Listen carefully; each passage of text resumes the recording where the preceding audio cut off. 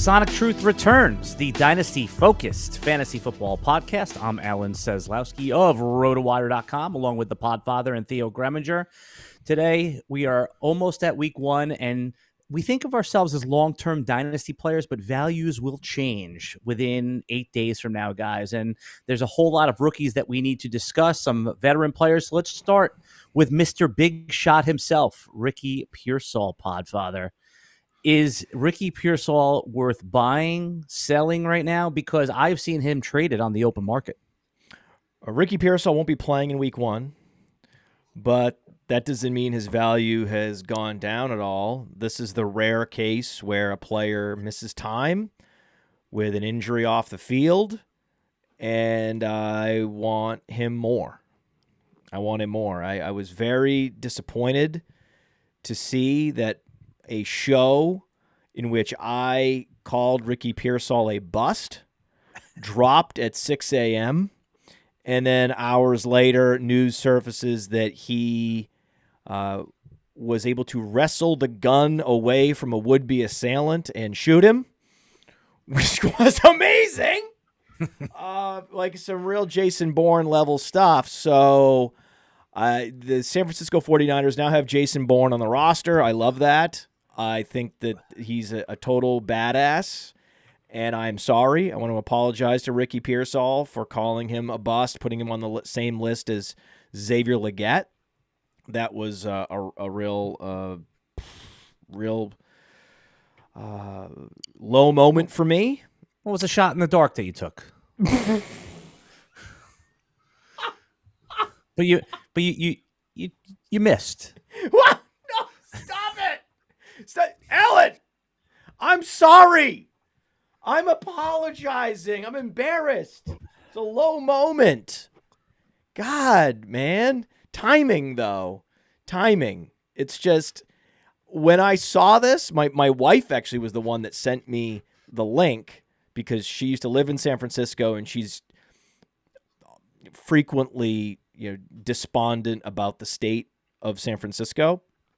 And she sent this to me, and she's like, oh, yep, another example of how San Francisco is going to hell, a city I used to love very much. And I was like, wait a second. This isn't a random act of violence. This is Ricky Pearsall. I just called him a bust 3 hours ago. That's Theo. And I was like, that's so perfect. That is so typical. That is what happens. That is so what happens.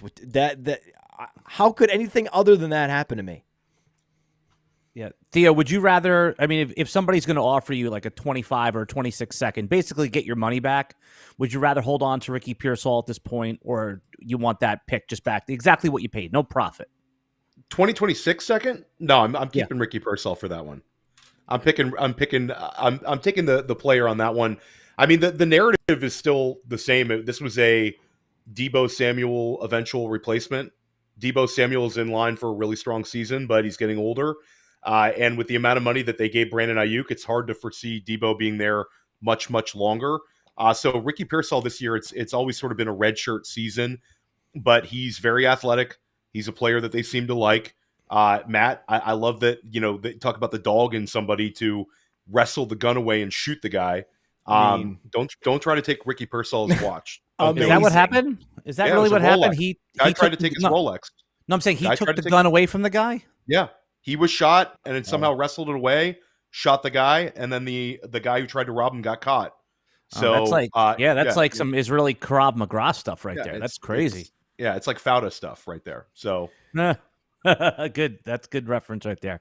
You and like 3 other people got it, but I do understand. Great show. Highly recommended show. Duran, the lead character. Great character. Podfather, though, for Dynasty fantasy football, though, with Brandon Ayuk signing there, Ricky Pearsall, he may not even get on the field for at least a month and a half, even see a snap here. What do you think is the correct way to handle him? Is he just a complete hold right here? Are you trying to make some offers? Are you trading, would you trade Josh Downs away to go get him? Yes, but I'm not a Josh Downs someone like that is what fan, I meant. Because I'm not a fan of receivers on the Colts. You all know this.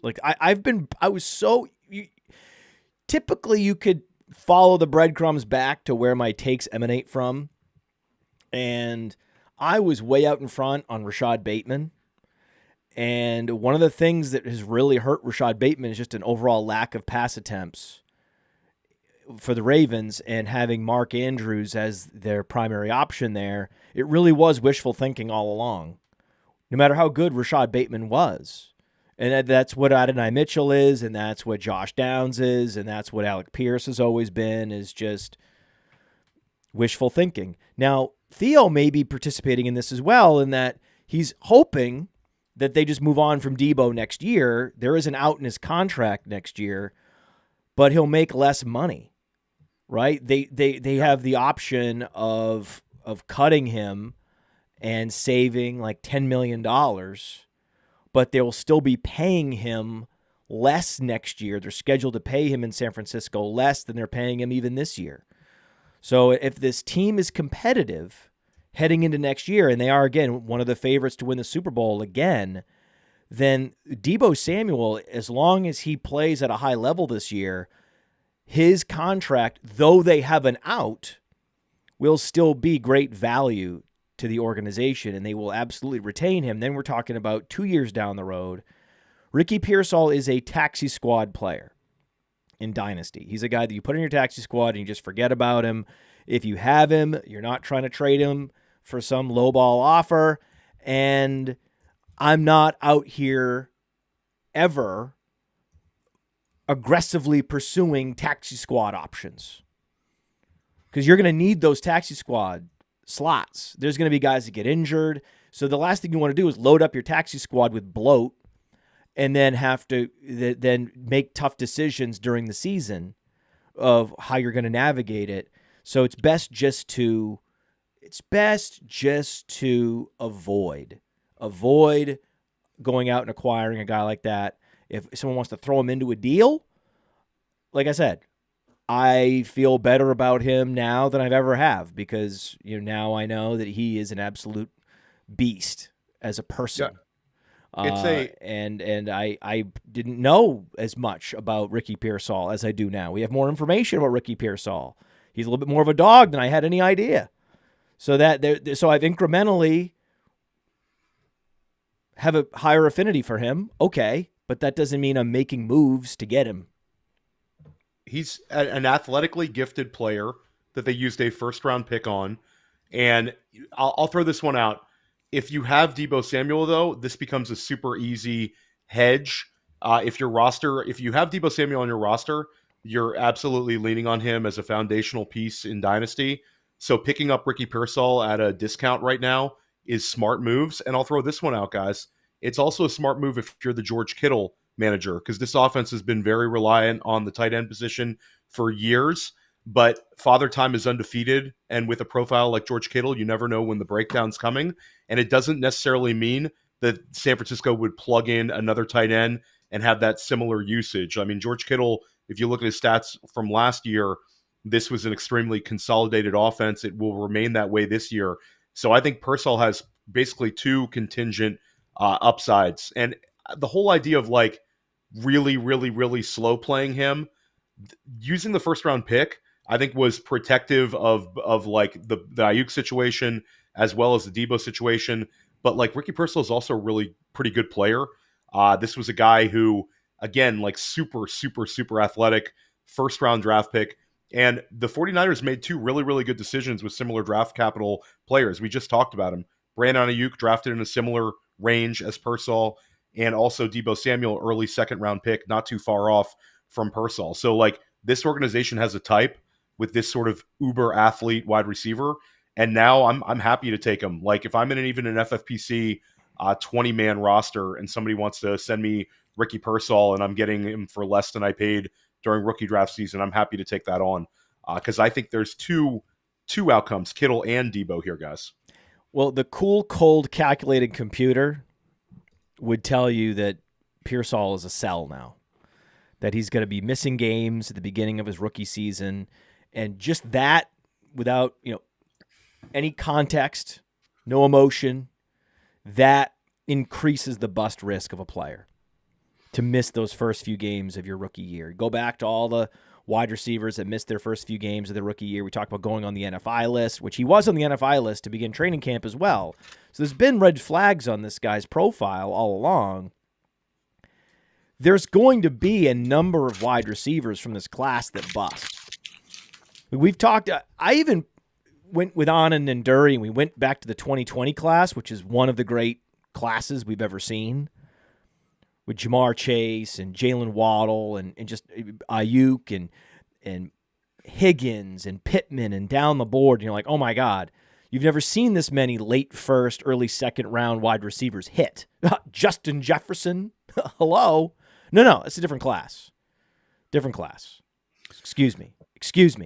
I was talking about the 2020 class is the Justin Jefferson class. It's not the Chase Waddle class. Regardless, okay, the 2020 class had incredible late first, early second round wide receivers. And then we broke it down, and it turned out there were still more busts than there were hits. Because you forget about KJ Hamler. You forget about Jalen Reagor. You forget about all these guys. And I'm like, oh my God. And, thankfully, Chase Claypool actually did break out and have a big year, but he was a catastrophic bust soon after. So it's quite tricky to get it right at wide receiver. A lot of these guys are going to bust. And Pearsall is probably going to bust. I just like him more now. Keon Coleman, probably going to bust. Xavier Legette, probably going to bust. And if they don't bust, well, then someone's going to bust. And is it going to be Rome Odunze? I don't think so. Is it going to be Malik Neighbors? Hell no. Could be Marvin Harrison. It's going to be a guy that you didn't even expect and a bunch of guys we do expect. And that is the reality of NFL draft prospects. Most of them fail. So I would ask you, Theo, which of these wide receivers in the first and second round are going to fail, are going to give you nothing? Because there's going to be a bunch of them. And I need you to put your name on some of these guys. I'll say that Xavier Legette I think you're spot on with that one. Just in terms of the draft capital, I think he could be a long-time NFL player, but I'm not sure if we're going to see it from the fantasy perspective as a guy that is going to make a huge impact. But athletically, he'll stick around a long time. Jalen Polk, for me, just because we haven't seen him sort of grab it by the horns in a situation where, Matt, like when we were traveling back from the NFL draft, we're talking about like how Jalen Polk, what a landing spot. There's no target competition, but we don't have that sort of buzz that he's going to be like a highly targeted guy. I think it would be a little bit of an indictment for him if the target totals are similar to 6th round pick Demario Douglas from last year. That's not a great outcome for Jalen Polk. And I'll say this is a little bit unpopular, and I still have my bags packed, but I think there's a chance that Ladd McConkey loses dynasty value more quickly than some people think. Because, Matt, this is a situation where this is going to be the least amount of target competition of his entire career. And it's only going to get harder from here. Like, there's no one there. It's Josh Palmer, and that's it. There's no tight end. What is this argument? The argument what is this argument? That everyone has huge, high expectations, and that if he starts slow, then he will start leaking dynasty value very quickly? I just don't think – I think that if you had to pick one of these guys, like I'll push back. I think Keon Coleman now, based on what I have to pay to get Keon Coleman versus what high-stakes drafters are betting on him for him in current redraft situations, like I think there's a chance that Keon Coleman is a guy who leads Buffalo in end zone targets, and he's heavily utilized in the red zone. Curtis Samuel is dealing with a toe injury, and his main competition for targets in the wide receiver spot is Khalil Shakir, who is a guy who we think could take a big step forward. I know Billy Muzio is a fan of his. There's a couple other high-stakes drafters sort of betting on Khalil. But at the end of the day, like I don't think that Keon Coleman is going to bust. I think Keon Coleman, in fact, might be a guy that we look back on and say, why didn't I take more Keon Coleman at the beginning of the second round in rookie draft picks when he had a clear pathway to being the wide receiver one in Buffalo right away? Why are we trying to hot take this, guys? I think there's some obvious busts, aren't there? Like, I mean, like Adonai Mitchell, Troy Franklin, Jermaine Burton. Those are named guys that people wanted that are probably going to bust. I mean, like we're picking guys that have that's like a chance. Troy Franklin went in the 4th round. Right, the but I'm NFL saying told us. The NFL told on Troy Franklin in April. Right, but he went in the late 2nd round of our rookie drafts. I mean, you know what people. Well, it's not my fault. People don't know what they're doing. I told them to draft a running back. well, again, isn't that what a bust is? That listens to the shows drafting Troy Franklin in a rookie draft over someone like even Dylan Lobby or Kamani Vidal. I'm trying to think back to the running backs we were touting at the time. Troy Franklin had hype. There was hype for Troy Franklin early on in the process. I'll say not from Sonic Truth. I understand that, but that was corrected Isn't that what a bust already. is? Isn't that what a bust is? Adonai Mitchell, bust. Right, like those total are the guys and complete bust. Another argument for Jalen Polk being a bust, by the way, is that he was the 3rd best receiver on the Huskies last year. That Jalen McMillan is actually better than him, and that he benefited from Jalen McMillan missing games and not being 100%, and that he never would have got drafted in the 2nd round had Jalen McMillan had a full season healthy last year, and so that his whole production profile is fake. And that's another argument. Also, Javon Baker outplaying him in training camp when Javon Baker was healthy, and it was Polk versus Baker. It was Baker getting the buzz. Yep. Yeah, I mean, the Polk one's not off to a great start. Mitchell's interesting, though, guys, because Mitchell, we're going to see really quickly because you have the Josh Downs being out for a couple weeks here. And what I think is interesting about Adonai Mitchell is this was a guy that athletically incredibly gifted, leads Texas in touchdown receptions last year. But what I think is interesting is the organization seems to believe in him being able to take on a new role, Matt, because he never played the slot at Texas, and they're comfortable enough to have him in the slot on 3 wide receiver sets. We're going to see right away this week, we're going to see Adonai Mitchell on the field a ton in that big game against Houston. So Adonai's one, like, that's one that I've been taking shots on in redraft because I do think there's an opportunity for him to get off to a quick start. And there's when upside for sure. Yeah, there's upside with Mitchell. Like that's a super athlete. And I'll say, so you're saying Mitchell is basically the antithesis of Ladd McConkey in that they had similar production profiles in college. Neither one of them were as productive as their skill sets suggested they should have been in college. And so there's a lot of rationalizing of why that happened. And they both go 2nd round. And one guy has huge expectations just because of the target vacuum that he's experiencing in Los Angeles.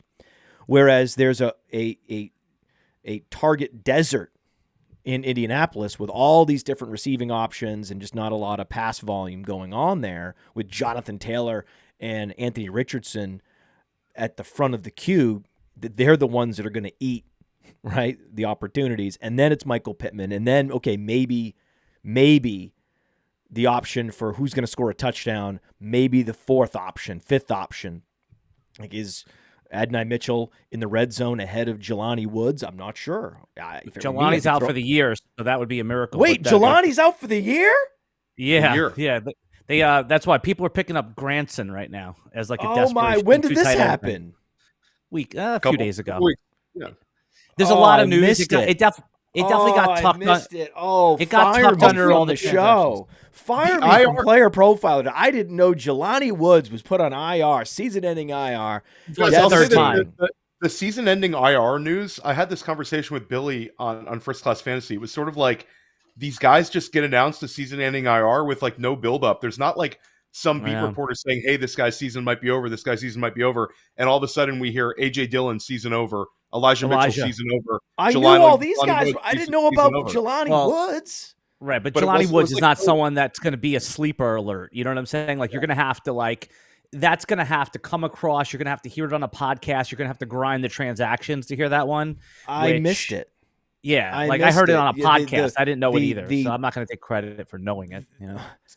So I'll say, creator of Player Profiler and Fast Draft missed it. Yeah, just well, that's why you hire over. people. Just right over.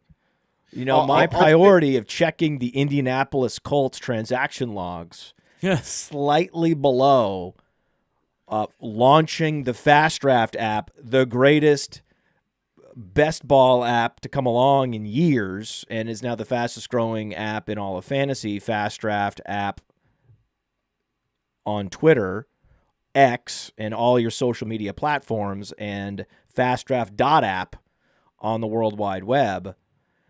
And I think that that's an interesting take, that there's, heading into week one, there's low expectations on Mitchell, and he really is set to only exceed them. Like, he fell into the late second.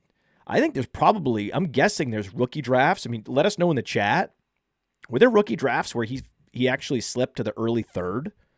It was sort of like he had the firewall, Matt. Like I'll say, like there was 1 in 100. Like those, like there was always a Mitchell believer, because you also have the added benefit with Mitchell where it's an indoor track meet type turf.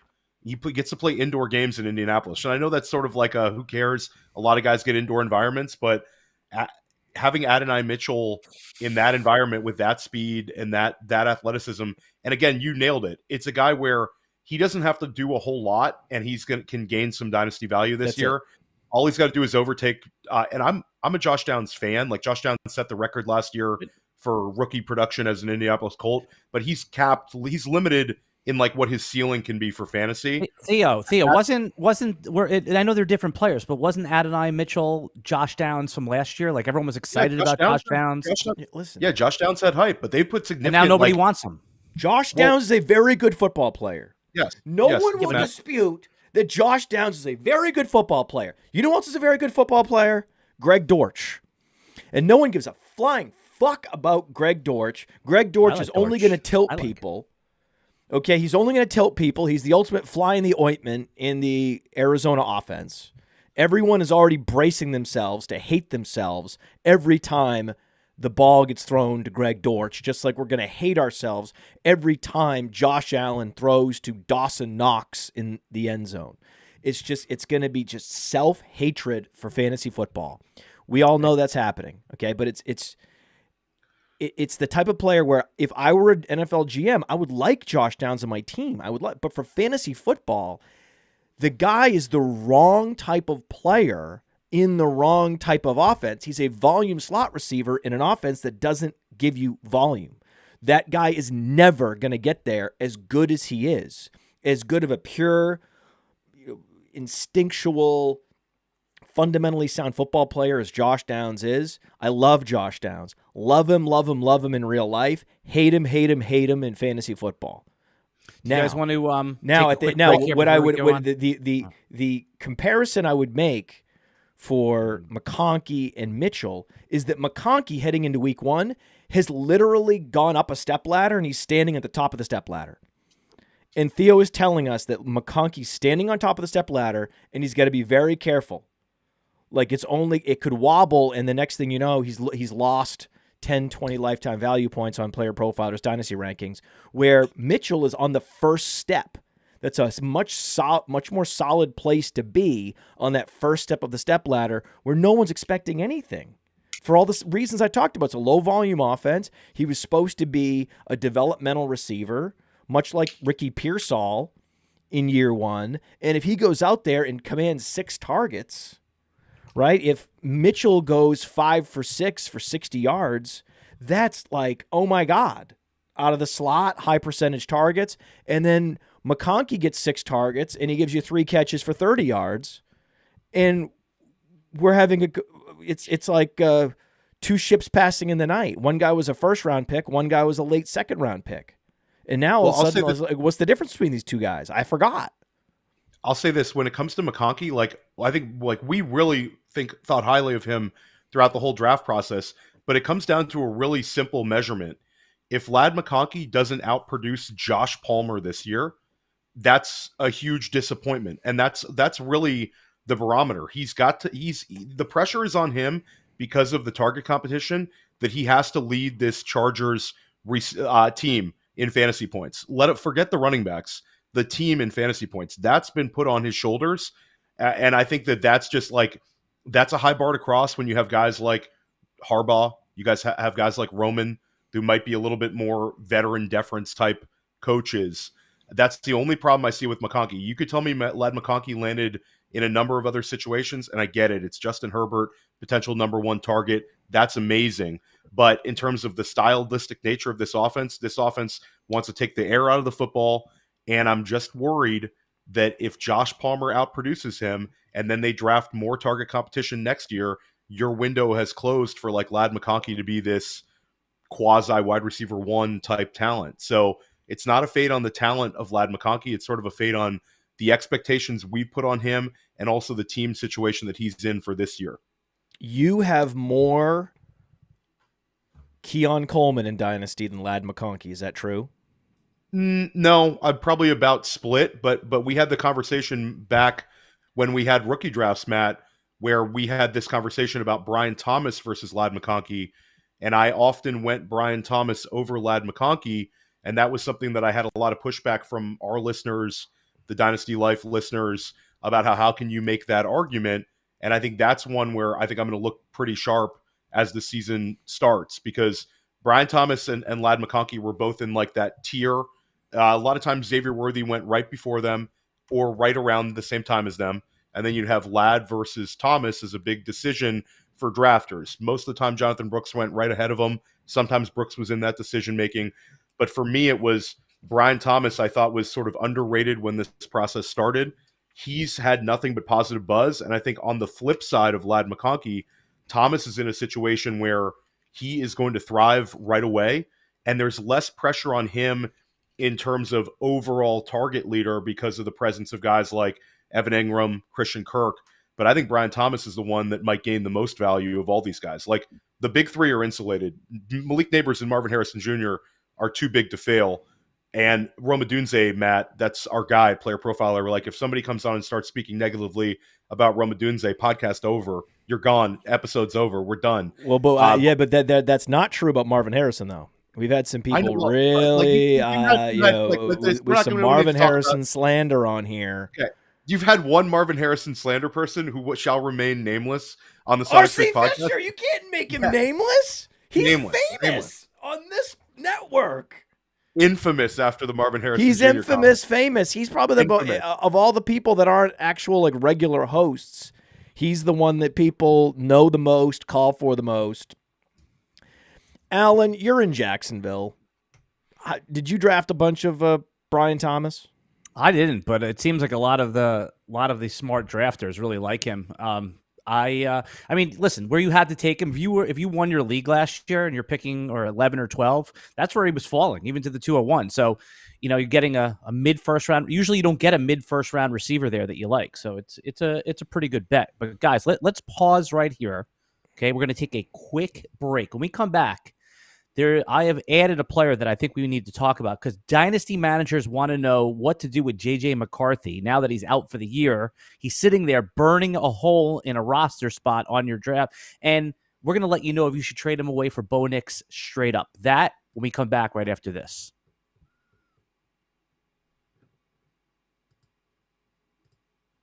This episode is made possible by Underdog Fantasy, and Underdog Fantasy is the leader in best ball. When you go to join an Underdog Fantasy best ball draft, it fills very quickly, especially now. It's Best Ball Mania season, baby! Best Ball Mania 5! I can't believe they're at Best Ball Mania 5 already. $15 million in prizes. They're giving out $15 million with $1.5 million to first. Playing in best ball leagues makes you better. It helps train you on player value and strategy. And Underdog offers a lot more than just best ball contests. They offer pick'ems. My new favorite, the golf pick'ems, baseball pick'ems going on throughout the offseason. Hit the pick'ems, back to best ball, hit the pick'ems. So use promo code Underworld. Promo code Underworld gets you a 50% deposit bonus up to $250. So they've increased the maximum deposit bonus. It was $100. Now it's up to $125. When you get the Underdog app, use promo code Underworld and go draft your ass off. Matt, can I make an Underdog comment to both of you guys? I'll say that this is the first time in the history of the Sonic Truth since I've been podcasting with you two that I've had to make an on the clock picks during our commercial break because I'm in all these slow drafts for Underdog, and all of a sudden the clocks are like 30 minutes long. So I keep having all these like almost near clock outs. I just had to cram in like 3 picks during the break. They're trying to get these drafts done. I have no idea what the clock is, but this used to be like the slow 8-hour, 6-hour clock, and now it's down to like it's got to be a 30-minute clock at this point. It's wild times. Thanks. You're doing slow drafts? I was in a slow draft lifestyle, Matt. I'm in a main event. I took the last couple FFPC main event slow drafts, a couple of the 350s, and then Underdog. They had the final puppy contest, and I did a ton of these slow drafts. But now it's really caught up with me because of they're not really slow drafts anymore. It's sort of like made my lifestyle like a little bit different now. I'm constantly on the clock, having to make a pick last minute, 5 minutes left on the clock. So yeah, it's slow drafts are fun up until about like August 25th when they really shut the clocks. You know what I don't like? Slow drafts. You and Billy Muzio. Billy Muzio hates slow them too. Drafts. I love Underdog very much, but I want a draft. The reason I like Underdog is people pick fast. You can get in there, and you have an hour to kill, and boom. But whether it's my fantasy league or whatever format, whatever platform with slow drafts, I always in the back of my mind I was like, you know what, guys. I kind of hate slow drafts, and it was a time when you couldn't even admit this on social media. They would come after you, the torches would be out for you. Now, fuck it, we'll have a platform called Fast Draft. I hated it so much, I created a platform called Fast Draft. That's how much I hated it. That's like, it's You're Larry David. You're Larry David. The Spite Store. Spite Store. It's the Spite Store. It's my own Spite Store against slow drafts. Decided, okay, we're going to do a whole fantasy platform called Fast Draft. And we'll do this. We'll do this. How about we do this? If you email me podfather@rotounderworld.com, and in the email, if you tell me your favorite Alan moment from this, because before we came on, Alan was talking about how he had a roommate. Oh. Who I guess the roommate was loved voluptuous women. He's a chubby chaser. He liked BBWs. See, I don't even know. They had to. So all you corn hubbers out there, you know what BBWs are. The funny thing is, they had to tell me. Theo and Alan knew what that stood. I didn't know what that. So they told me what that stands for, and I think that's great. I think it's all great. I think it's fantastic. I love it all. But Alan said something that really struck me about this roommate of his. He said that he watched it live. Under the cover, one eye out. So because it was a roommate, it wasn't like because I was in apartments where we had like 3 bedrooms and we all had our own bedroom, but you shared a bedroom with this guy. Yeah, this is like freshman year when you have a roommate in college. Alan's leaning over the top bunk, looking down. Oh, this was like freshman year roommate, like bunkmate. May or may not have pleasured myself to it. Jesus, Alan. Okay, so let me get this straight. We're going to get back to the whole Fast Draft promotion because we're going to do a Fast Draft promotion on this.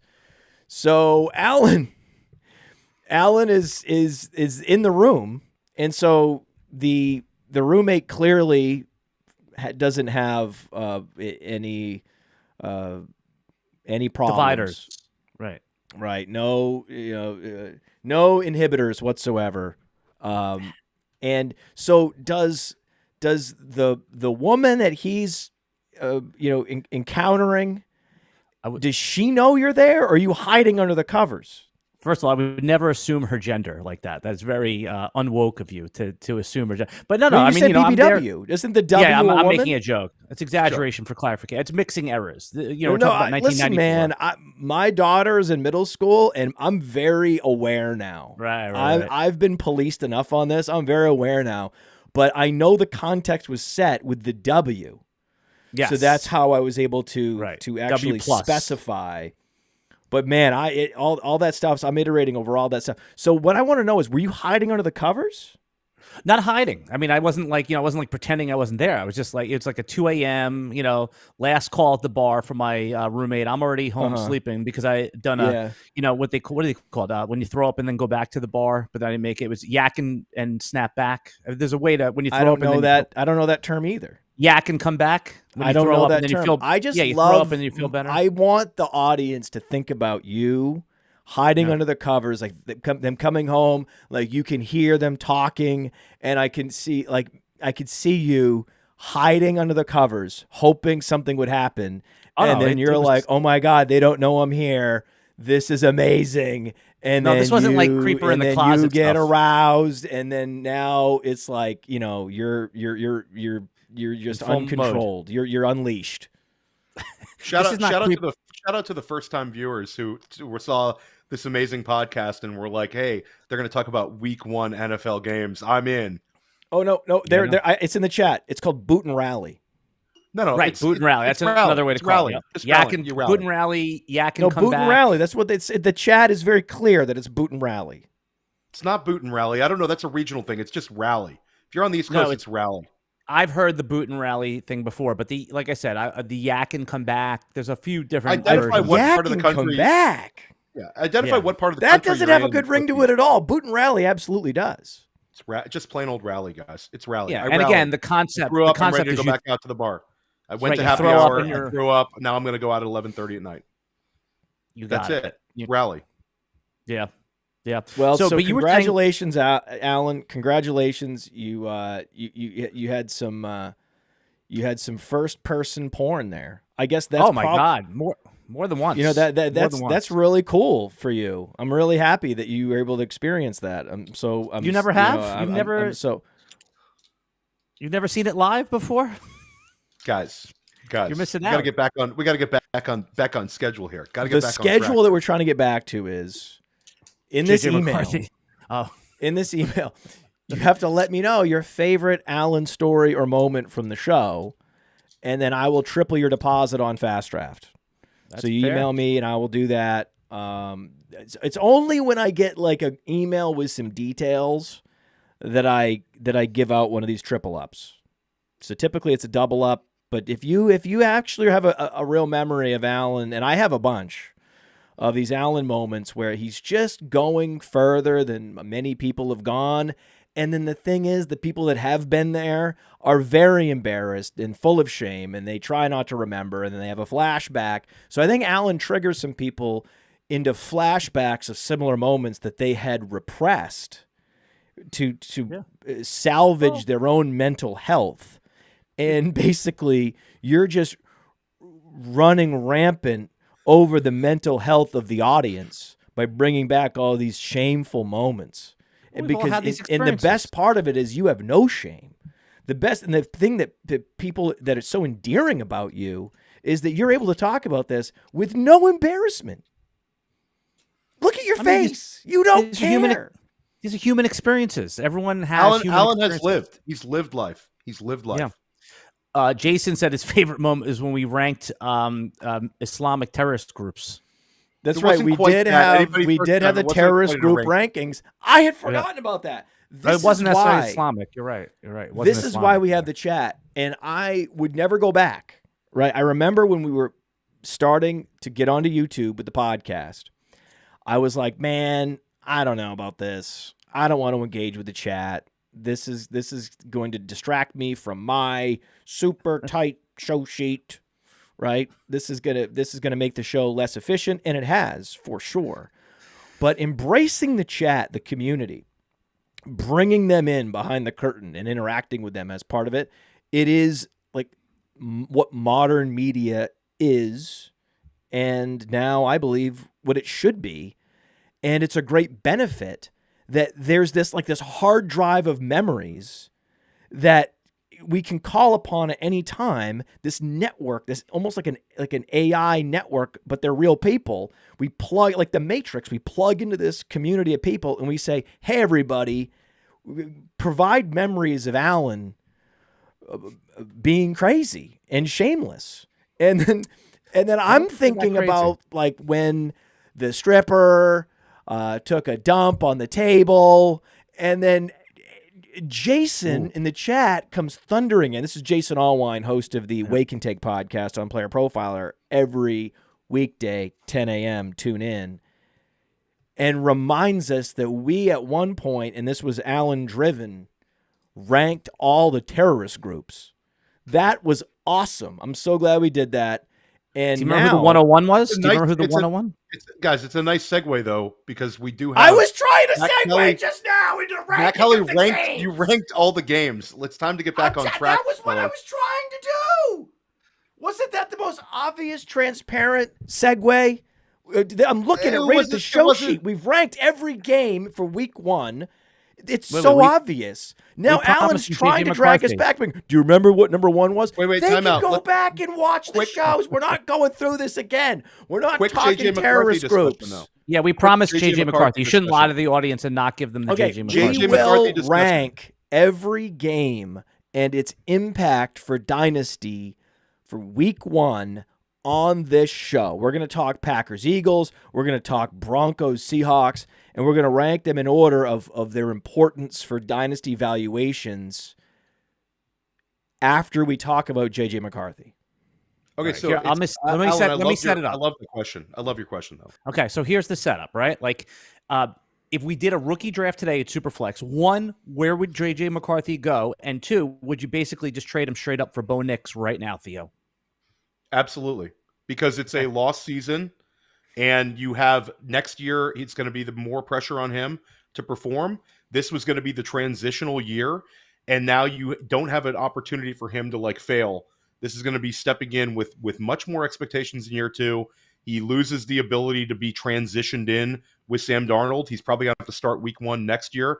I realize that the weapons are in place. I realize we like JJ McCarthy, but Bo Nix is going to have an entire season to do nothing but gain dynasty value. Bo Nix is being thrown into the wolves. I'd much rather have the experienced player in year 2 than a guy that misses the entire season with an injury. It really becomes, Matt, if you're talking about in rookie drafts, it's if we knew JJ McCarthy was going to miss the entire year, then what's the argument for JJ McCarthy over Michael Penix? Because Michael Penix is already being slow played, and Michael Penix is also stepping into a real situation, but Michael Penix is not going to be injured this year. So for me, I think it's clear. It's a cruel sport. I think JJ McCarthy was a guy that we were very bullish on at Player Profiler, and we'll remain we're not out on him. We're not out on him. But it's kind of if you have opportunity to flip him for a Bo Nix right now, I'd do it because I think Bo Nix is gaining. Absolutely. One guy's playing, the other guy's not. One guy was drafted just a couple picks before. One guy was actually more prolific in college, Bo Nix. Yeah, the age thing is the big one, though, because JJ McCarthy is 21 and a half. Bo Nix is what, 24 and a half? Yeah, but it's a 24. Is he 24 years old? Yeah, he played a long time. And Matt, if you look at Bo Nix's, I gotta pull up his record, but it's crazy. 24.5 on Player Profiler. Oh my God! Yep. How did I not know this? Well, he benefited from Jelani the COVID Woods year. going to season-ending IR. Bo Nix is almost 25 years old. That doesn't matter in quarterback years, right? No, these guys played at 32, 30. Yeah, and he played 61. We always talk about career starts for these rookie quarterbacks. Bo Nix has 61 career starts. I want Bo Nix over JJ McCarthy. Bo Nix has the opportunity to surge. There's no way JJ McCarthy could start next year ahead of Bo Nix unless Bo Nix completely face plants. But everything we've seen from Bo Nix so far in preseason has been positive. And I would want Michael Penix over both these guys. Nix also 24 years old. Yeah. Right. Again, the it's not really that the case that you don't like Nix and Penix because of their age. It's that you're willing to almost forgive JJ McCarthy for a missed year because he's so young, right? He's a year younger than most when they come out early. He's even younger than that. Yeah. All right, let's talk about these week 1 games. I believe the most impactful game for Dynasty is Packers-Eagles because there's so much unknown around these Packers receivers, including Luke Musgrave, there's so many dynasty valuations like Christian Watson, Dontavian Wicks that really hang in the balance. This giant unknown overhang. What's going to happen? What is the target distribution going to look like? So just on the Packers side alone, this has been the great unknown of the entire offseason. Plus, there's also the curiosity of if Marshawn Lloyd plays, what is Marshawn Lloyd's opportunity share? There's a lot going on here. I know, Theo, you like Lloyd, but isn't he almost a favorite not to start the season healthy? Isn't it Emmanuel Wilson for the first month? Well, Lloyd was back on the practice field yesterday. There was plenty of video with it, which was a real I saw that positive for news. him. See, that's news I saw. See, I'm not just completely mailing it in on autopilot. I put this on the show sheet because I saw that bit of news. Fair enough. I'll say two takeaways from this, and Matt puts a meticulous time into his show sheets. Anybody who's ever podcasted with Matt, like, he goes into a lot of details with this. You get it the day before. Real professional when it comes to show sheets. Alan and I, we're vibe based on our show sheets, but Podfather really does a good job with that. But Matt, I was going to say, I was actually shocked you had this game as number one. I would have thought for sure you would have had like Colts, Texans, or one of the rookie quarterbacks, which I know they're high up there. But let's dive into your Green Bay Philadelphia one. I think the big interesting takeaways for me are on the Philadelphia side of the ball. How is Saquon Barkley utilized as a receiver in the Kellen Moore, Jalen Hurts offense? Because that's really one of the big takeaways for fantasy football in general. And certainly if you have Saquon Barkley bags in Dynasty, this is a year you're circling. It's the best quarterback he's ever played with, the best offensive line he's ever played with, the best collection of offensive skill position players. But is he going to get targets? Because if he's used like DeAndre Swift was last year, he's not going to give you a league-winning upside, period. Swift had his career low in terms of targets last year. We need to see that in the Kellen Moore offense. And on the Green Bay side of the ball, it's war daddy Jayden Reed. Jayden Reed is a guy that we were high on at Player Profiler all throughout the rookie process. That was our guy. And he gives us top 10 wide receiver production from like week 10 on. And this offseason, it's been nothing but quiet for Jayden Reed, where you've seen him settle into like a 7th round redraft ADP. Dynasty managers, he didn't really gain an exceptional, he gained value, but not an exceptional amount of value. For like a 2nd round NFL draft pick who scored like he did in the second half of the season, for him to be treated this way value-wise is either the market being super, super sharp about his snap share or the market just totally whiffing. So I'm looking at Jayden Reed. Is he heavily utilized? And could this be with the second running back situation with a banged-up Marshawn Lloyd? Could we see him utilized in those manufactured touch roles like we saw at the end of last year when Aaron Jones was missing? Maybe a little bit more. I mean, this was a guy that on a per-touch basis, Matt, was really, really good. And I was drafting him in startups at like wide receiver 35, wide receiver 32 range. I traded one Jayden Reed share in the offseason. I got the 109 in a single QB league, and I got Brian Thomas. But other than that, I held on to my Jayden Reed shares, and my bags are packed. I'm going to see which way this thing goes. But he's going behind Christian Watson now in these late redraft leagues. You talked about the Dontavian Wicks has a ton of buzz. Well, there you go. We're here. Jayden Reed, the war daddy.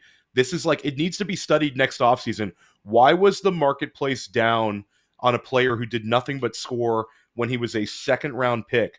And maybe they get us. Maybe well, there's an answer. There's an answer, because he wasn't. The narrative, at least, is that he's not going to play in 2 wide receiver sets. It's a snap share argument. He was 55% snap share guy as a rookie, but rational coaching would be that's not possible. If you're an NFL coach, you're not gonna bench Jayden Reed in 2 receiver sets. That's the silliest. Who's gonna play? Well, it's Romeo Dobbs and Christian Watson. And then when they rotate Watson out, it'll be Wicks and Dobbs. That's what the then you also have the new narrative that they like both tight ends.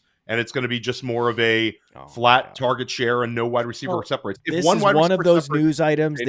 There's always a few these camp reports that get completely blown out of proportion. This is one of them. This is one of those red herring reports which gets people off Jayden Reed for all the wrong reasons. So the final takeaway here is you buy Jaden Reed, and if you have Saquon Barkley, you just have to hope. You have to hope that the targets are there. Hope and pray the targets are there. I'm also interested to see how Devontae Smith is used. Devontae Smith has flatlined in Dynasty. If he gets a big target boost out of the slot, that'll be interesting as well. So there's a lot to look at here. I'm telling you, this is a very interesting game. This is one I'll be heavily tuned into. But also for Dynasty, isn't Titans-Bears gigantic? Isn't it very massive. Important to see what happens? The Bears defense, if you've been watching Hard Knocks and watching the NFL draft the last few years, it's been this huge influx of talent at the defense, on the defensive side of the ball in Chicago. And so to have, I think it's going to be one of the league's best defenses, certainly the most improved, going up against Will Levis, and Will Levis so polarizing, a lot of arm talent, super, another one of these older prospects. He's turnover prone, yet he's growing into his second year. What's going to happen? Do the Bears make him look silly, or does he look like an MVP candidate? These things are all in play. We have no idea what's going to happen. And the production of Calvin Ridley, the production of DeAndre Hopkins, the production of Chigakonkwo and others, right, is all hanging in the balance. The running game, certainly, Tony Pollard, but for Dynasty, more Tajay Spears. So that's all hanging in the balance. And then what does Caleb Williams look like? How many snaps does Rome Odunze get? What is the usage of Swift versus Roschon versus Khalil Herbert? What is the usage of Everett versus Kmet? There's so much on the table to find out week one with the Bears. It's Caleb Williams, though, at the end of the day, Alan. It's Caleb Williams. It's like Caleb Williams, Caleb Williams. And Matt's spot on. I have my defensive streamers video and article dropping on playerprofiler.com.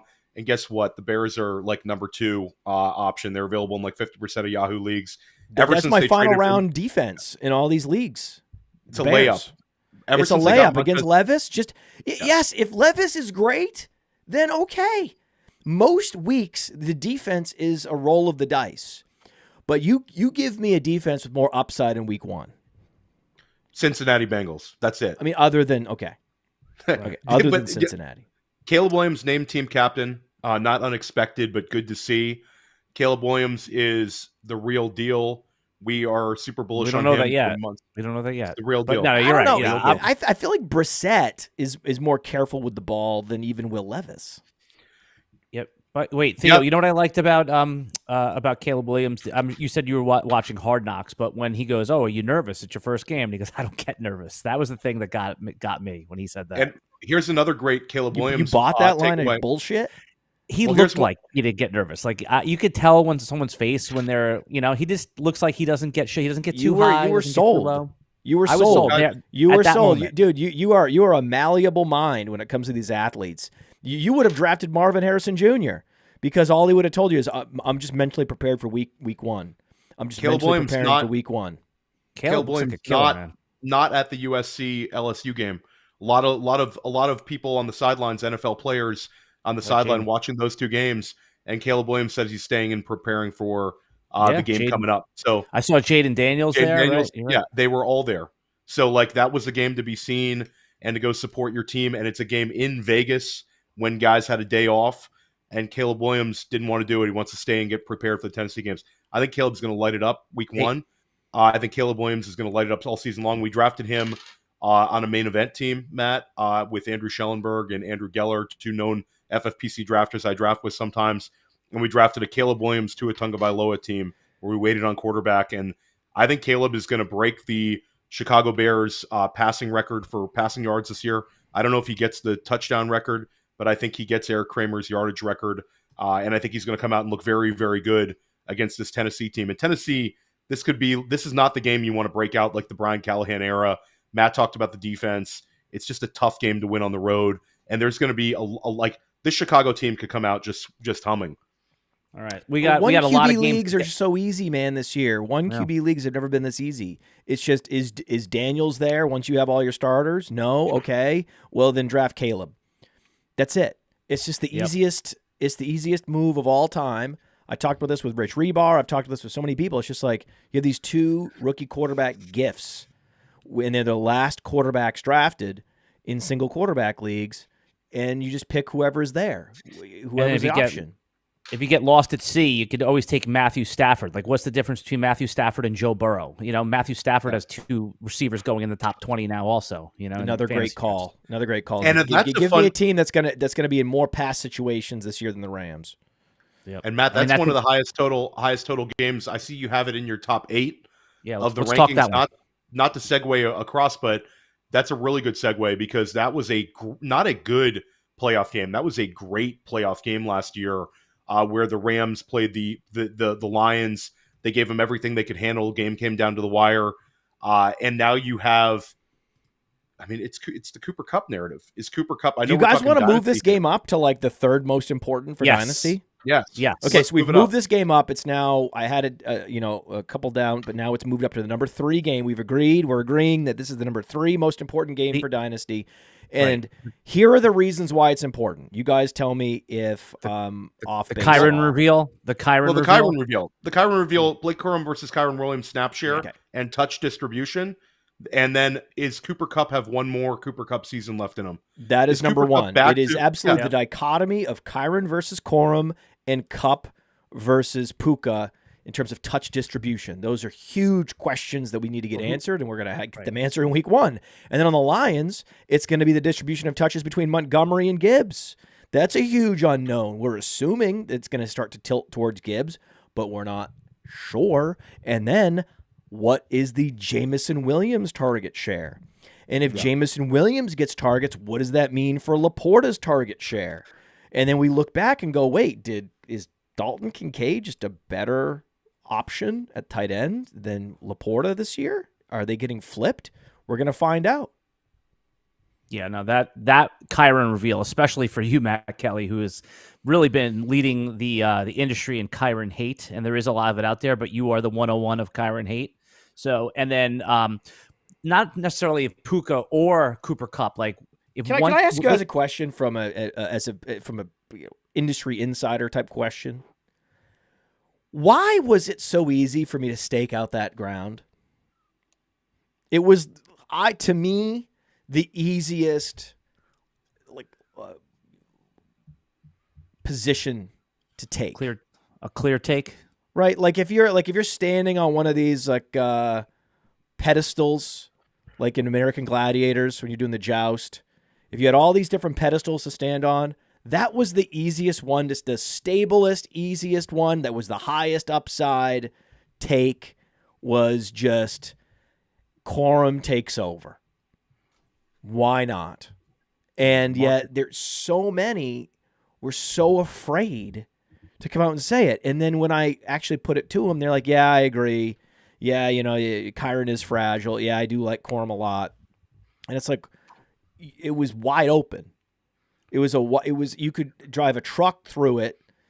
The opening for any fantasy analyst to stake that claim. And the beauty is with some of these positions that I take, they're always widely viewed as super hot, right? It's all classic Podfather, just trying to get attention. And then it turns out, oh no. Just right, actually. Well, we don't know. They got to play the game. They got to play the game, Matt. They got to play the game. Wait, hold on. Wait. Am I victory lapping before the game? No, I called Matt. I called Alan. I called Matt at like 11:00 at night. No, it wasn't maybe 11:00 at night, but it was past when I normally call somebody, and I was like, Matt, you got to get on Twitter because they just named Kyron Williams the punt returner, and this was like Matt was so fired up. I'll say. There's some outs for Kyron Williams here because now people are getting him at a reduced cost in these late drafts, especially in August, where instead of using you're getting him in, like I saw him go in NFC drafts this weekend closer to the 4th round, which is maybe where he should have been. But it's a whole notion of it's a notion of the last year's waiver wire addition rarely delivers for you next year when you have to use an exceptional cost on them You can set your clock to it. Every year there's a waiver wire addition at running back, and a lot of times that player falls off the following season. It's just life in fantasy football. And we have a new show on the network, the Fantasy Empire, with high stakes players. We have the most high stakes content with the smartest real money drafters for fantasy football managed leagues, season-long leagues that you're gonna find anywhere in the fantasy universe. And Nelson Souza is a co-host on that show, and he has the fade list, the signature fade list in the fantasy football industry that is the gold standard. And who is on his fade list? He had Kyron early on the fade list, and he revealed that one on press coverage, so it's not like we're revealing something paywalled. Shout out to those guys, and I'll echo what Matt said. Like, in terms of high stakes content, sharp content, nobody is close to us right now, because we have Fantasy Empire with Nelson, Chris Vaccaro, Dan Williamson, Matt Modica. We also have First and 15 with Abib Agbatoba, one of the best drafters in the country. And then we have the deep end with Adam Krautwurst and Mike Shope, two of the sharper guys around the FFPC streets. Sick. And then I've done pretty well in my life, guys. So we not a whole, I got a couple receipts for some overall finishes. So we're right there, guys. We're right there. Do you want some real time feedback on it? Because I think you have some you're onto something here, guys. Right? That show that you guys have, the Empire. Fantasy Empire. I could not wait to listen to that show. I love all those guys, and I battled through it. But I'm going to publicly shame all four of them. Maybe not so much Chris. No. This was week one. Don't do it. Talk over. Week no, two. No, forget the talk over. I love. Then, by the way, it has the potential to be the best show in all of podcasting. Upgrade your damn audio, you three, and Chris, you do it too. No, week two, upgrade your audio on those shows. All right, I'm going to publicly shame you because it sounds like you're talking through two tin cans, and I struggled through it, and it's literally the best content I've heard all off season long. Upgrade your audio, spend the $700, get a damn microphone, and I'll sit there and tout your show for you. But until then, you're the 180th show. Can I say to Alan Seslowsky, because I've had this conversation with Matt, and this is a Podfather, this is a pet peeve, but Matt's a big high quality audio guy. That's one thing. If you notice throughout all of our shows, they're below the threshold of acceptable. That's fine, but episode 1 had an issue that was worked out. Episode 2, that's not an issue. That's shitty audio. I'm telling you, it has the potential to be the #1 show in all of fantasy podcasting. Okay, episode 2 versus episode 1. I'd like everybody to go listen. Okay, thank you, Alan. I appreciate it. Open mind. I didn't have to say a thing. I didn't have to say a thing. What is that called? There's some word for this, like in politics, where you have surrogate. A surrogate. That's it. That's the name. Yes, Alan was my surrogate. I didn't have to say a thing, but they're that great. was beautiful. I didn't even have to go on the Today Show. Alan or Meet the Press. Alan went for me. Right. Can I plug one more thing on one more player profiler thing? Dude, before you do that, Matt, some guy in the chat asked, Rubio asked, what's the name of the show? It's called Fantasy Empire. Content A++, audio Alan, C-. You don't have to mention the audio again. The audio was I want to shame them. We got your feedback. You said what I was thinking, but you could just say, hey, the show is called the Fantasy Empire. It's the best content. It's the best minds in the industry. Look for Fantasy Empire on Tuesdays. Matt and I are really excited about that show. But one thing that we haven't really advertised yet, and we certainly haven't talked about on the Sonic Truth podcast, is our partnership with Keep Trade Cut, where if you go to the player pages on Player Profiler and you go to the player pages on Keep Trade Cut, you're going to see links to one another. So we've provided another tool to people utilizing our site where they're going to have access to Keep Trade Cut as well with a click of a button. So if you want to look up Dontavian Wicks or Jaden Reed on Player Profiler, you're going to look up their Keep Trade Cut price. And these were really great people to work with. We really believe in this partnership. And this is something where Matt, we worked on this for months. And this is something that came into fruition right before the season. And this is something we haven't really talked about on the Sonic Truth, but highly encourage all of the people listening to us on the podcast and watching us on YouTube to go check out our player pages at Player Profiler and then use that button. Go check out Keep Trade Cut and vice versa. It's just another tool that we've added that I think really, really helps people when you're trying to gauge things like dynasty trades, dynasty value. We're providing you another awesome, awesome source, which was just something really, really exciting and wanted to get out there. It is the best resource in all of Dynasty, Player Profiler, and then you bring in a Keep Trade Cut, right? So now it's all of the best. It's all linked right there. Like this is our goal, is to have the best resource for Dynasty Leaguers that exists, and that means going out to the other best-in-class resources out there and saying, hey, how can we integrate? Because our number one priority is not to reverse engineer, more traffic to some page that people didn't even really care about in the first place. No, it's to actually build something that will help people, and our North Star is what would be helpful. I'm a Dynasty Leaguer. Alan's a Dynasty Leaguer. Theo's a Dynasty Leaguer. I'm using this resource. What would be helpful? That's the question that we're always trying to pose to one another, and that's what guides us. And I need to guide us back to the top matchups for Dynasty in week 1. The next game, does it have to be Texans-Colts? Because there's a lot of assets there. Are we going through all of these? Hold on. Are we going through all 6? We're not going to Yes, we're going to list some of them and not talk about them, but we are going to list them all. We have rankings. Okay. Dude, if you're going to do a podcast, one of the great hacks in the world of podcasts is just rank shit. We're heading into week 1. We're going to rank the games. We're ranking shit. Okay, that's what we're doing. Texans, Colts. We already talked about why this is important for Adonai Mitchell. That's exciting. We're excited to see how good does Anthony Richardson look. How good does C.J. Stroud look? Can he parlay what was one of the best rookie seasons in the history of the quarterback position into a great sophomore season?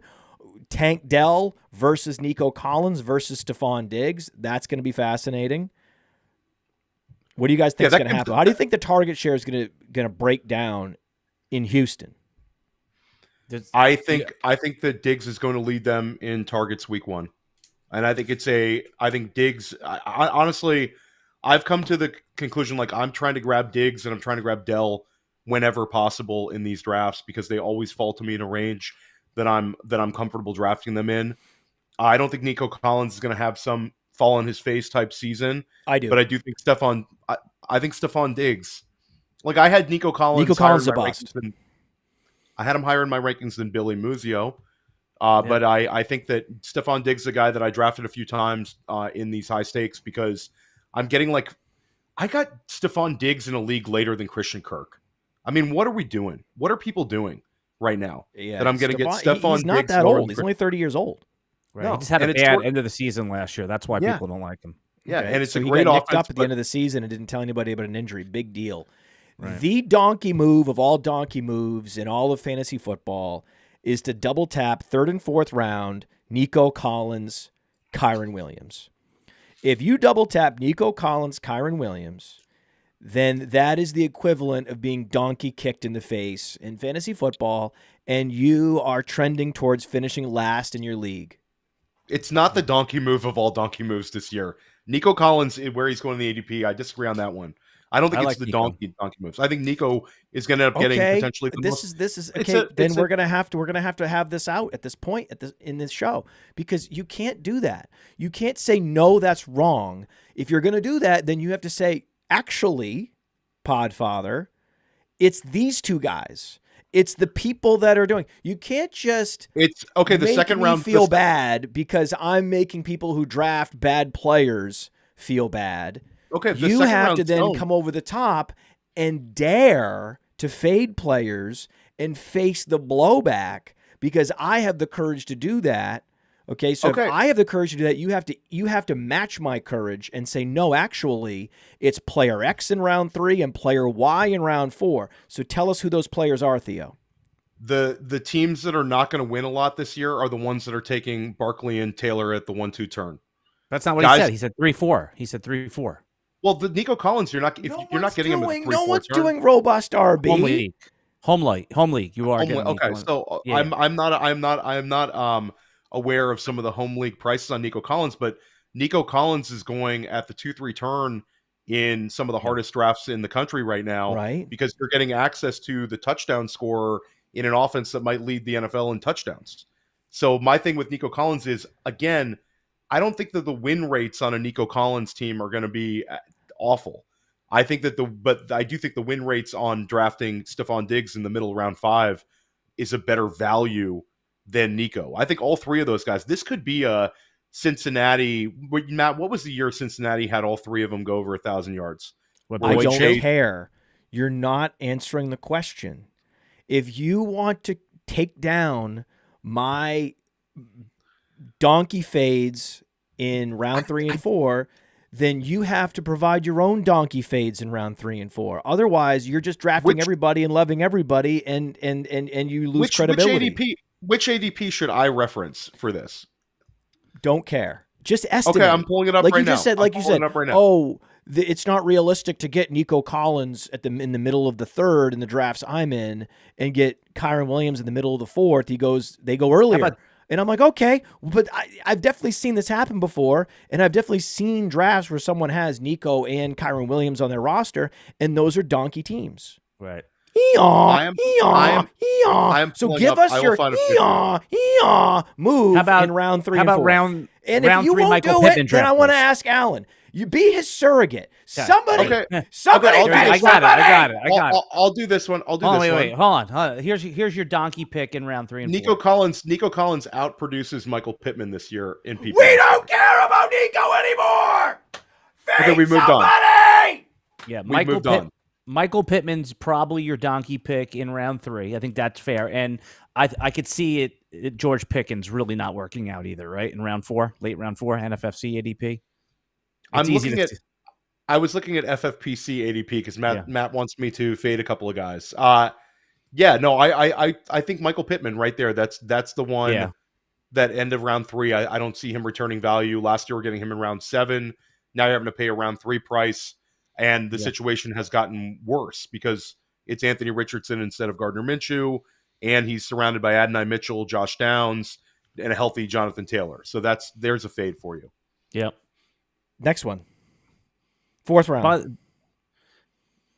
4th round? How about Sam Laporta? 4th round. Let's pull up a 4th round. George Pickens. Alvin Kamara. Alvin Kamara sometimes goes to the end of the 3rd round. Everything worked out absolutely perfectly for him last year.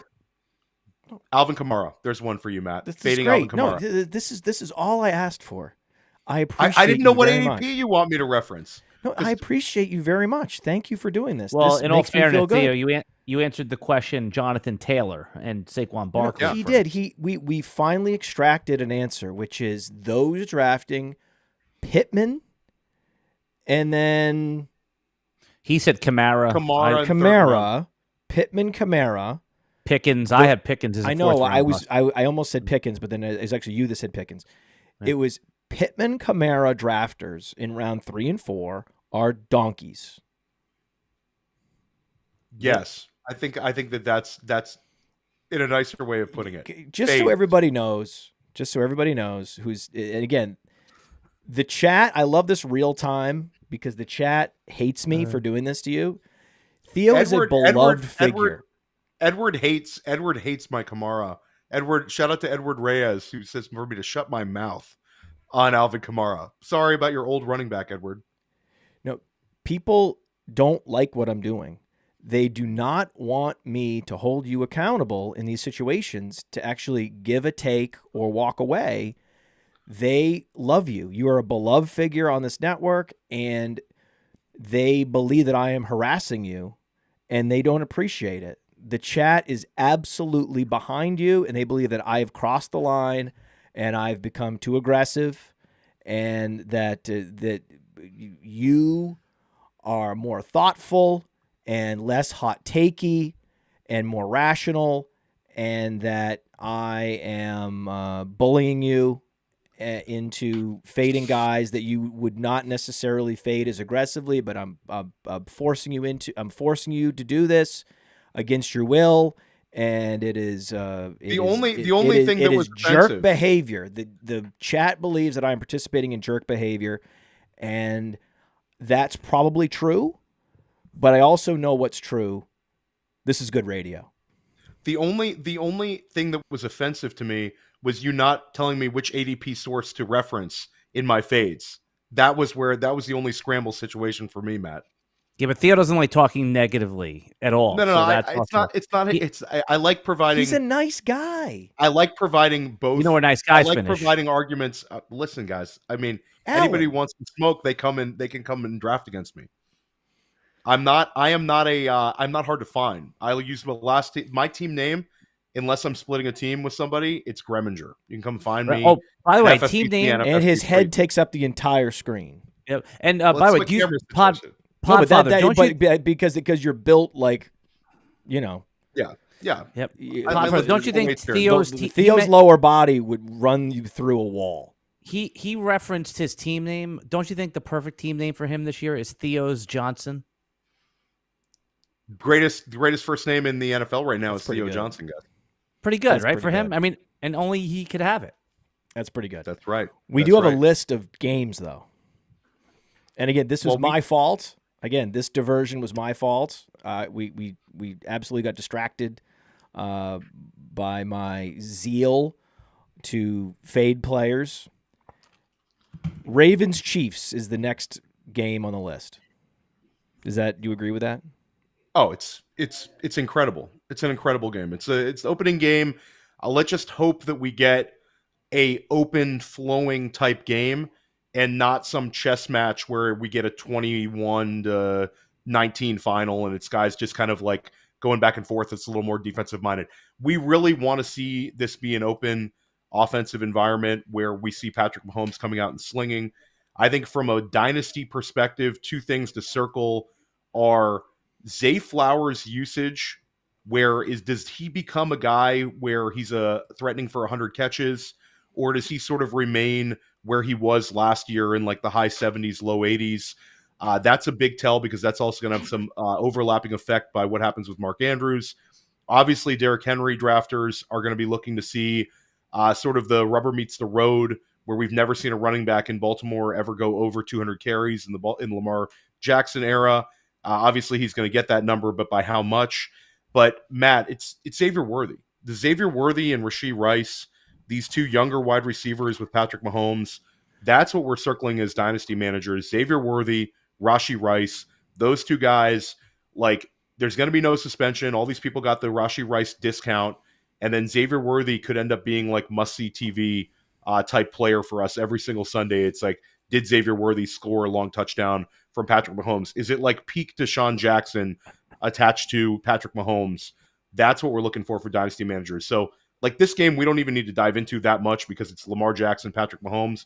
But for me, it's really the young wide receivers for us as dynasty managers. Where are these guys at? Grim Reaper, that's the nickname in the chat for you. Oh, well, thank you guys. I'm not sure which one said that, but shout out. Grim Reaper. That's Uncle Ted. Shout out to my Uncle Ted is a great audience member, always active on Dynasty Life. Yes. And he's a big Cade Stover guy. Cade Stover, he's flag planting Cade Stover every episode. And they're arguing about my donkey moves, that they're impossible. And they are possible now that Kyron is now falling into the fourth round. So Kyron is now going mid-fourth round in a lot of high-stakes leagues. Let me pull up where he's going. That's just where he's going. And you can absolutely get Nico in the middle of the third, and you can get Kyron in the middle of the fourth. That's what's happening. If you want to turn back the clock to donkey lineups from 2 months ago, the donkey drafts, I'll give you round 2 through 4. Kyron in round 2 was a donkey move. Nico in round 3 has always been a donkey move. And for this game, the Kansas City Chiefs, Travis Kelce's always been a donkey move. Travis Kelce's dust. Travis Kelce getting 5 targets for 45 yards and no touchdowns is one of the more obvious stat lines that I could ever dream up for week 1. And it's the countdown for, actually, it's the sand through the hourglass for Travis Kelce to be officially dust. I have a question for Alan. He looked good in the playoffs, though, guys. You know, I mean, he had an 11 for 116 in the Super Bowl. Go ahead, Alan. You're like a fantasy football historian. You know everything. But when we talk about Travis Kelce going from 18 points per game down 18 and a half points per game down to 14.5 points per game. Who are the veterans that like bounce back from a 4-point loss at this stage of their career? Like, and Matt, it's sort of a like where he's going. You can draft Kincaid, Laporta, McBride. You can wait longer and get Kyle Pitts. You can wait longer and get Evan Engram, David Njoku. You can get Kincaid in the 5th round in a lot of leagues. Yeah, so it's like, why are you paying up for this? And then we talked about Rashee Rice. Like Rashee Rice over the last, what was it, maybe the last 8 games of the year, dynamite, 18 points per game. Now you have Xavier Worthy. Like, I get it. Travis Kelce is going to score some points. And Alan, you're absolutely right. He completely ripped the Ravens' throat open and scored that opening touchdown and set in the AFC Championship game and scored the touchdown with Kyle Hamilton on him. And that sort of set the tone for Kansas City's winning this game when a lot of people were backing Baltimore in that one. But for me, it's like Baltimore's going to win this game. I hope they win this game. They're going to win. Oh, they're going to win this game. Oh, Baltimore is going to roll. Oh, yeah. Yeah, dude, Kelce's a great buy low if you believe in him, and if you guys tell him. I mean, I just said, look at that playoff performance, man. And by the way, I guess there's a thought process that you could say, hey, they're going to wait on Kelce. They're just going to use him lightly until the games actually mean something. But they played him in the preseason. If you're going to play him in the preseason, I mean, to me, I think Kelce's price is fair in redraft. Yeah, that's fine. He and Gronk are the same age, and Gronk's been retired for how many years? New tilt. This is from Jimbo in the chat. Love this. Carson Steele red zone touches. That's going to tilt people. That is going to tilt people, baby. I can't wait for that. That is what I'm looking for. Both Carson Steele and Samaje Perine touches are going to tilt people because that's what happened. As soon as I saw Samaje Perine go to the Chiefs, Carson Steele make the roster, that counterfeited Isaiah Pacheco. Isaiah Pacheco also going in the 2nd round in some drafts. And I think Isaiah Pacheco getting steamed up in the 2nd round, that's a donkey move too. So I think I'm up to like 4 donkeys now in the top 50. 4 donkey picks. 2nd round Pacheco, 2nd, 3rd, and 4th round Kyron, 3rd round Nico Collins, 3rd and 4th round Travis Kelce, all donkey moves. We're going to find out in week 1. We're going to find out week 1 when Mark Andrews outproduces Travis Kelce, and it's like, oh yeah, I forgot. One guy's in his prime, the other guy's dust. Cardinals, Bills. Oh, I thought you were going to end it on that. I can't. Matt. I thought you were going to end it. Don't worry. No, I was the. We're going to go rapid fire. I just want to rank the. Listen, man. If I have a list in front of me, I'm not going to go out on that. Even though it was a great, I could go out on a lot of things. I punctuate a lot of sentences top 5 with super interesting and thought-provoking terms and phrasing, but we're not going to go out on that. Cardinals, Bills. It's the target distribution between Keon Coleman and Dalton Kincaid. That is going to be super fascinating. And there's also the target distribution of Marvin Harrison versus Michael Wilson versus Trey McBride. Does Trey Benson get any touches? Is Trey Benson a game day inactive? I think there's a lot of unknowns for Dynasty heading into week 1 in that game. That's super interesting. You said that one, Matt, because it's like when the rubber meets the road, do they actually give Michael Carter gets cut, so that roadblock's gone for Benson, but Amari DiMercato is like this guy that the coaching staff just likes, and he caught the ball well last year, but when the rubber meets the road and they actually start playing, are you actually going to give snaps to Amari DiMercato over Trey Benson? I don't think so. I think at the end of the day, yeah, we'll see. Marvin Harrison Jr. It's Marvin Harrison Jr. In those deep leagues, don't cut Michael Carter off your squad yet. He's back on that practice squad. So if anything happens to any of those guys, and Connor, everyone says is injury prone, again, I'm not cutting Michael Carter just yet. You're in some deep leagues. Raiders, Chargers, I have that because of the Brock Bowers. Is he going to play? If he plays, how many snaps? What's his role? The running game in Los Angeles. Does Kamani Vidal get touches? Is he a game day inactive? The Lad McConkey targets versus Josh Palmer, their production. the Palmer versus McConkey production. There's a lot of unknowns there. Any usage for Dylan Lobby will help his dynasty value. So that's an interesting game. Do you think that's a more interesting game, or do you think Patriots-Bengals? I think the Raiders one is a more interesting game, and I'll throw out just from a pure NFL perspective. This is like the Brandon Staley era effectively ended when Antonio Pierce curb stomped him and put 60 plus on him the last time these two teams played. So it's like, does Harbaugh, the Harbaugh Roman era, start off with like a winnable game here? I think it's interesting you bring up like the Bowers one is incredibly tilting for all of us, and I think he's going to be okay to go. This is a foot thing, but it sounds like by all accounts he's ready to rock. Good. That one is going to be and McConkey. That's a very tilting one for us, but it's a lot of unknowns there. Patriots Bengals. We're going to see who's lining up where. Pop Douglas is going to go off. Chase playing. Is Chase playing? Chase will know by Thursday. If Chase isn't signed by Thursday, then you're going to have an outsized. He's signed. He's signed. It's whether he shows up or not. He's already under contract.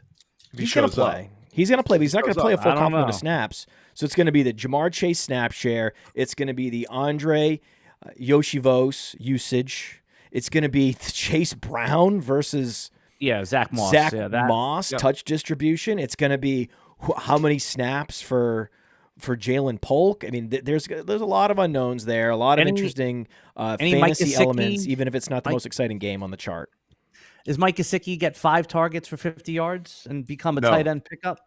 I mean, that's something, right? Any snaps for Eric All. Again, not the most exciting game on the slate, but interesting for Dynasty. Very interesting. I have Commanders Bucks next. Do you agree with that? Jaden Daniels. It's the Jaden Daniels show. Jaden Daniels, the biggest Commanders debut since Robert Griffin III debuted for the Redskins. That's how far we've got to go back. It's the franchise savior. Is Terry McLaurin a 12-target, automatic guy? Yes. And I'll say from the we had last year where Rachaad White was this incredible leverage play where you got him in drafts as a 7th-round pick. He delivers a top 5 season. And now the market is letting you get Rachaad White again in like round 5. Does he provide the same amount of leverage to drafters this year?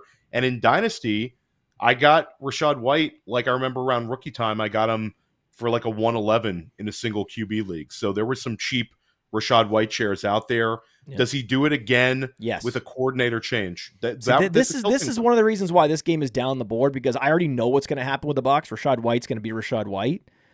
And any talk about any other options, any other potential third down backs, cannibalizing touches, day 3 picks that people liked that just happened to be tethered to Bo Nix in college and soaking up all these receptions with one of the greatest check down artists in the history of college football. Everyone's going to remember, Rachaad White. He's better in every way than every other running back on the Buccaneers roster. What the hell were we thinking? That's going to happen. And we're going to look up and go, I guess Terry McLaurin in round 5 in fantasy drafts was idiotic, and then he rose up to round 4, when in reality, I don't see a path for Nico Collins to outproduce Terry McLaurin. Have you seen anyone drafting Terry McLaurin before Nico Collins in any draft this year? No. Never. No. And that is idiotic. And I can't wait for Bucky Irving to hit waiver wires. That's going to be fun to see that at the beginning of week 2. Vikings Giants is interesting just for Malik Neighbors alone. Oh yeah, right? And Justin Jefferson, the greatest wide receiver arguably we've ever seen in fantasy in such a short period of time. Just how quarterback proof is he? Do 107, 108 Justin Jefferson shares in redraft leagues just feed families this year? Is that like the cheat code? Because is he going to go 190 targets in some Sam Darnold-led attack, or is this going to be actually the year that we see him take a slight step back with a quarterback downgrade? I think it's tilting. I'm all over Justin Jefferson in the second half of the first round in all dynasty drafts. It's such a smash. So I would believe that he will be a complete and utter target hog. There's no TJ Hawkinson. Yeah, it's Josh Oliver's season now in Minnesota at tight end. You can always juke and jab and figure it out at tight end, right? Isn't it Johnny Munt that's starting? Oh my God. It's gonna be Oliver and Munt until you get Hawkins season. Stop it. I mean, And Munt is I listed on actually top think of the okay. depth chart. No, I can't. We're not having this conversation about Johnny Munt. It's so low level, guys. It's such a No, low we're not level doing it. We're not doing it. Josh Oliver actually can catch passes. I've been Jaguars dropping Dolphins, Oliver. I believe, is a better game than Vikings Giants because you get the Brian Thomas big reveal. That's huge, right? What is Brian Thomas's role? What is his efficiency? That's a huge. That's just right up there with the neighbors reveal. And then you also have the backfield in Miami.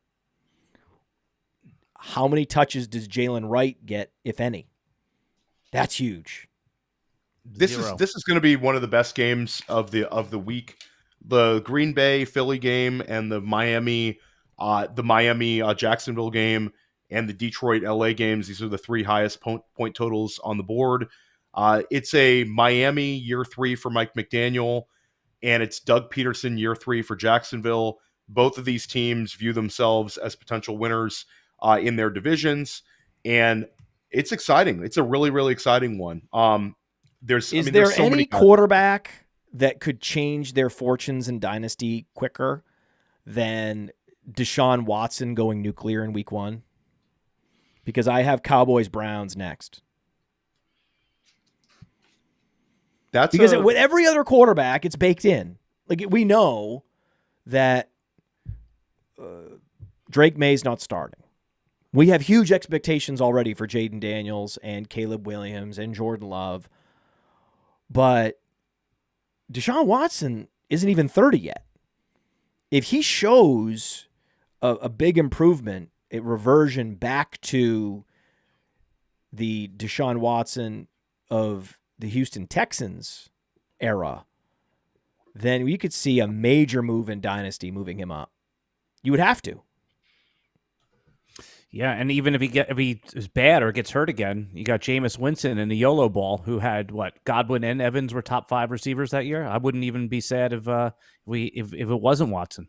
And then we're going to be on a sell high alert on Rico Dowdle, right?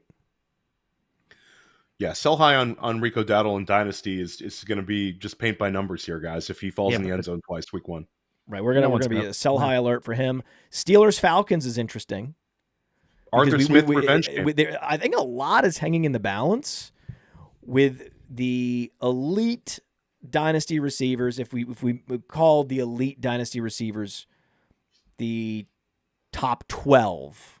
Okay. Now I know we have the super elites and then the sub elites, so if you break the elite category out into a handful of tiers, just based on lifetime value rating on Player Profiler's Dynasty rankings, you'd have to put Drake London in there, even though he has never actually produced. And so to me, just what is Drake London and Kyle Pitts? What do they look like in week 1? What are their targets? What's their efficiency? That alone is enough to be interested in Dynasty. What happens? Yeah, this game is the Arthur Smith revenge game. It's how consolidated can Atlanta be? Because as long as Atlanta remains really consolidated with the big 3, this is going to be a really fun team to have bet on at ADP. If it becomes like, hey, they're actually using Tyler Algier a lot, or they're actually using Darnell Mooney a lot, then it's going to be like a punch to the gut. This is a weird game, though.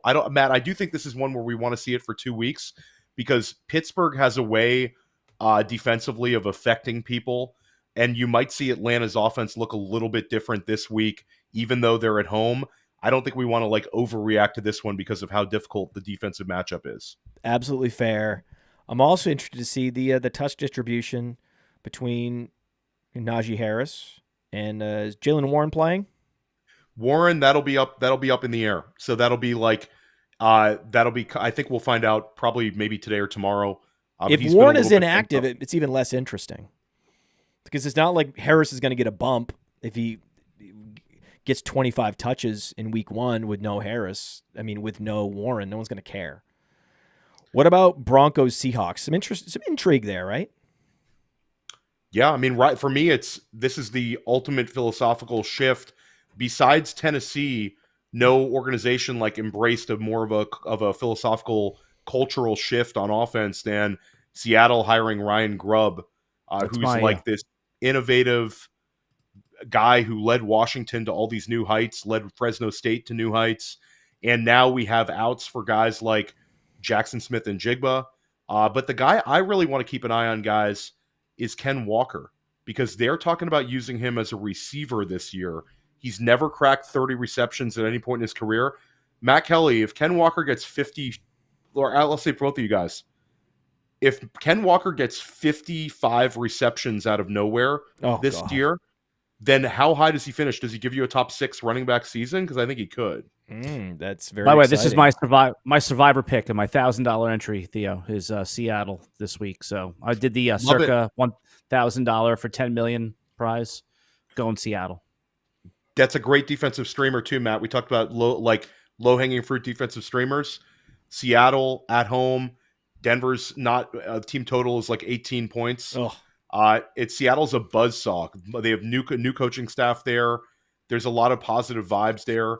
I think Denver is going to give them a fight. I don't think that's going to be a comfortable game for you, Alan. No, I think that Denver will give them a fight, but I think Seattle is going to win that one. Bo Nix, I mean, I think he'll look decent, but it's a road game in Seattle. That's a really tall task for him to ask them to win that game. Yeah. You think Sean Payton gets fired before Dennis Allen? No. I think Dennis Allen goes first. Dennis Allen, then Sean Payton. Okay. To me, it's the elephant in the room here is Marvin Mims. Like, Marvin Mims has huge expectations heading into week 1. He is in line to get a significant snap share, but if he can't command targets, it's over. Like, name me a receiver who hangs more in the balance in week 1 than Marvin Mims. Marvin Mims might be a cardio guy. He might just be, that's what he is. He runs routes. He's MVS. That's what I'm saying. And it's very painful. And the Tim Patrick being traded to Detroit clears a path for him. I'll say that, Matt, I feel like it was like the grossest thing to ever write about, but I did my week 1 waiver wire options. A lot of people have waiver wire runs that run tomorrow night and run Wednesday night, before the season. And I actually have Devon Vele in the waiver wire column because I think this is, and it's the weirdest profile. It's like 25 years old, but he is a guy that they're going to play a lot, and he's going to play in the slot. And I think Devon Vele might outproduce Troy Franklin and Marvin Mims this year, as crazy as it is.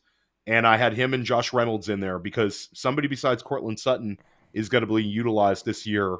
The running backs are going to get a lot of touches. I think you're going to see Jaleel McLaughlin and Javonte Williams are both going to score 12 points or more in this one in PPR leagues. But the wide receivers are going to be one of the big question marks. Can Denver give you a secondary wideout?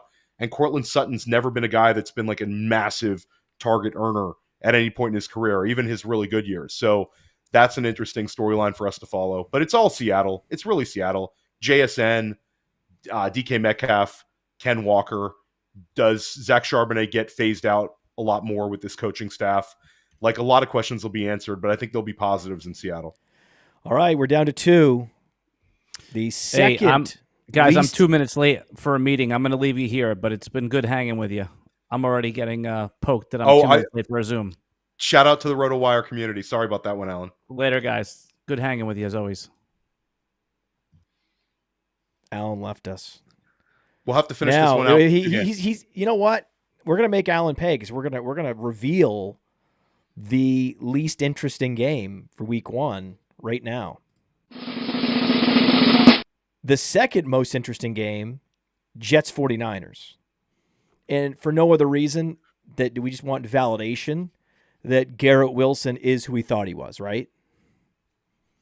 Garrett Wilson, Breece Hall, and then just for one interesting, we talked about this, Matt, when we were going out to the Fantasy Football Expo, but what's Braylon Allen's impact going to be? Is this going to be Breece Hall being peak David Johnson type season, which is in the range of outcomes, or does he concede 6-7 rushing touchdowns to Braylon Allen this year? Both those things could happen. It could be a Breece Hall running back 1 overall season, but he's going to need to get all the goal line work. Do they mix in Braylon Allen as like a hammer? They really like him. He's very young. He's very big. He's explosive. And the Jets organization, I think, views him as a guy that they want to work in. but is it going to be to the detriment of Breece Hall, or is it going to be, hey, he keeps Breece Hall really, really fresh? I think Breece Hall could finish as RB1 overall, but there's also the Allen threat, and then it's Garrett Wilson. The Garrett Wilson parallel right now, Garrett Wilson 2024 is CeeDee Lamb 2023. Does he score enough touchdowns to give you that wide receiver 1 overall season? Because I think he's going to get elite target totals. He's had an unbelievable run in terms of usage. Everything you want to see out of a wide receiver 1. He's had 7 different starting quarterbacks in his career in New York in 2 years. It's almost abusive. It's almost criminal. Now he gets a full season of Aaron Rodgers. Let's see what happens. So there's a lot of tilting there. And how about San Francisco? How do they come out as Super Bowl favorites?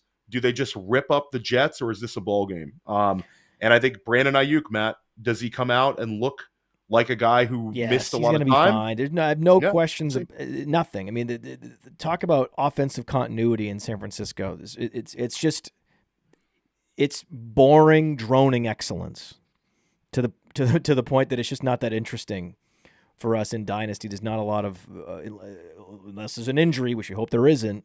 There's just not going to be a lot of variance with the Dynasty rankings of any of the 49ers.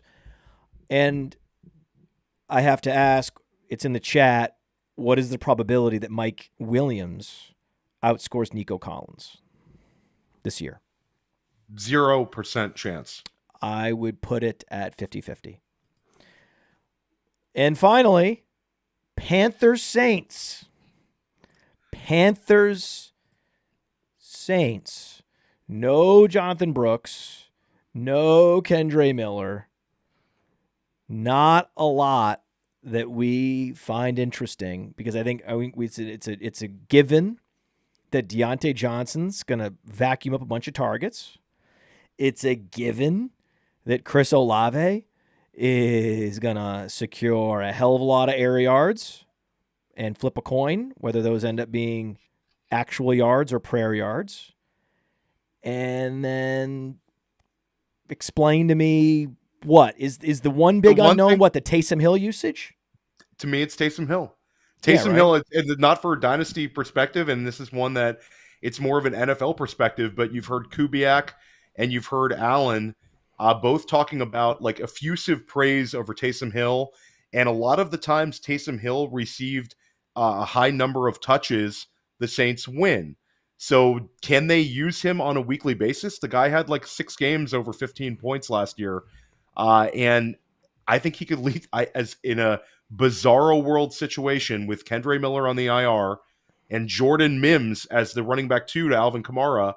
There's a universe where Taysom Hill leads the Saints in rushing touchdowns this year and is actually getting touches. And he's making people like our friend Andrew Cooper at Fantasy Alarm, who does all this tight end research and does this extensive, wonderful tight end article every week that's like 10 pages long, absolutely hates this, because I tell everybody to draft Taysom Hill where he's available in tight end, if he's tight end eligible, Matt, because if a guy gets weekly goal line work and weekly short yardage work, plus a couple of like gimmick plays and wildcat work, then this guy's going to end up being like tight end 11.